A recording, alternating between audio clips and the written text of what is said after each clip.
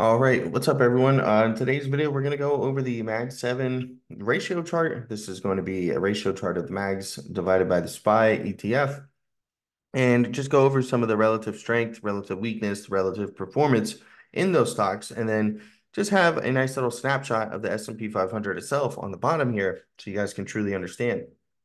Now, this market breadth chart shows the comparison between the Mag 7 represented by the MAGS ETF versus the S&P 500 represented by the SPY ETF. And then we've got the S&P 500 index, the SPX in the bottom. Now, it's used to analyze the relative performance of the Mag 7 mega cap stocks against the broader S&P 500 index, which helps to identify trends and potential divergences between performance of these key markets in the overall market.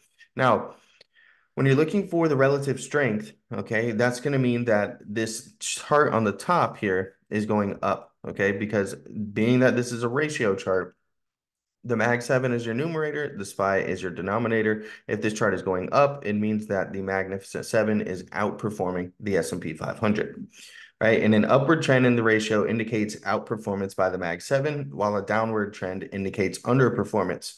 And by looking at the overall market movement, showing how the S&P 500 index has been performing during the same period, this layout becomes useful for investors and analysts looking to understand the contribution of the largest stocks to the overall market performance and to identify any significant divergences in their performance relative to the broader index. And so, what are some quick ways that we can start to use this chart and analyze this chart? Well, we see here when we get a sharp decline here in the bottom, we also get a bottom right around the same time here on the SPX. And if we take a look most recently, right, what do we see here?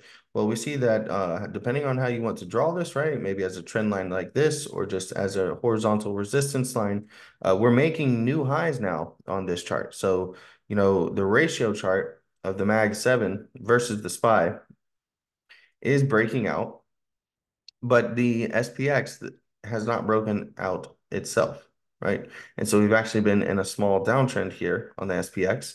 And maybe potentially if the Mag 7 keep doing what they're supposed to do and leading the market and outperforming and carrying due to their large weight that they have in the market, maybe potentially we could get that breakout in the S&P 500 and see the S&P 500 make new all-time highs, right? And so that's just a quick overview of a way to use this chart. This is a really nice one. I've got a lot of different Mag 7 stocks. This is one of them, or stock chart layouts, right? And there's many different ways to digest and absorb how the Mag 7 is performing and how it impacts the market, and you can do that a lot of ways visually.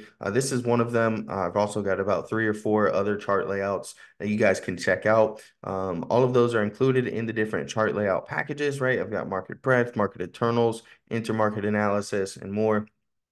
Those are all available for purchase using the link in the description. If you've already purchased those and you're watching this video now, thanks for your purchase, and I'll see you in the next video explaining the next chart layout.